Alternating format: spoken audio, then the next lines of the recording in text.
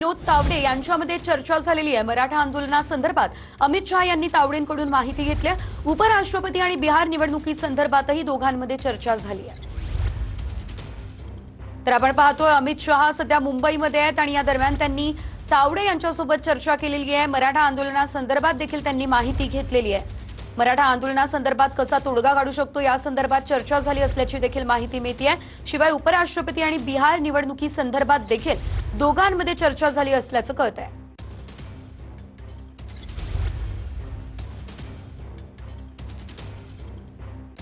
गृहमंत्री अमित शहा आणि विनोद तावडे यांच्यामध्ये खरं तर ही चर्चा झाली असल्याचं पाहायला मिळतंय। सध्या आपण पाहिलं तर मुंबईमध्ये परिस्थिती जी आहे ती मराठा आंदोलकांनी संपूर्ण घेरलेली आहे। आझाद मैदान परिसर आणि मुंबईमधले अनेक महत्त्वाची ठिकाणं या ठिकाणी मराठा आंदोलक बसलेले आहेत आणि सध्या अमित शहा सुद्धा मुंबईमध्ये आहेत।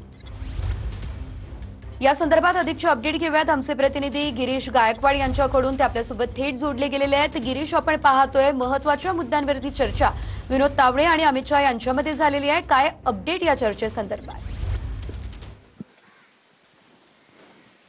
नक्कीच आपण पाहतोय की काल बैठक झालेली आहे आणि जवळपास 20 ते 25 मिनिटं दोन्ही प्रमुख नेत्यांमध्ये ही चर्चा झालेली आहे। विनोद तावडे जे राष्ट्रीय नेते आहेत त्यांची चर्चा देशाचे गृहमंत्री अमित शहा यांच्यासोबत झालेली आहे आणि मराठा आरक्षणासंदर्भात अमित शहा यांनी इत्थंभूत माहिती विनोद तावडे यांच्याकडून घेतलेली आहे। सध्याची परिस्थिती काय, मुंबईमध्ये वातावरण कशा पद्धतीचं आहे याबद्दल देखील त्यांनी माहिती घेतलेली आहे आणि काही राजकीय चर्चा सुद्धा याबाबत दोन्ही नेत्यांमध्ये झाल्याची प्राथमिक माहिती सूत्रांकडून मिळते। यानंतर उपराष्ट्रपती पदाची जी निवडणूक आहे तिचा प्रचार प्रसार महाराष्ट्रामध्ये कशा पद्धतीने सुरू आहे याबाबत देखील अमित शहा यांनी माहिती घेतलेली आहे। तर बिहार निवडणुकीसंदर्भात देखील अमित शहा यांनी विनोद तावडे यांना काही सूचना केलेल्या आहेत, त्यासोबतच त्या संदर्भात देखील माहिती घेतलेली आहे। आणि आपण पाहतोय की बिहारमध्ये देखील बऱ्याच महत्त्वाच्या राजकीय घडामोडी घडत आहेत। उपराष्ट्रपती पदाची देखील निवडणूक आहे आणि त्याबाबत महाराष्ट्रातून किती खासदार मतं देऊ शकतात याबाबतची जी चाचपणी ती सुद्धा अमित शहा यांनी विनोद तावडेंकडे केल्याची माहिती मिळते। त्यासोबतच मराठा आरक्षणाच्या संदर्भातली जी माहिती आहे ती सुद्धा घेण्यात आलेली आहे। मनोज जरांगे पाटील यांच्या उपोषणाचा आजचा दुसरा दिवस आहे,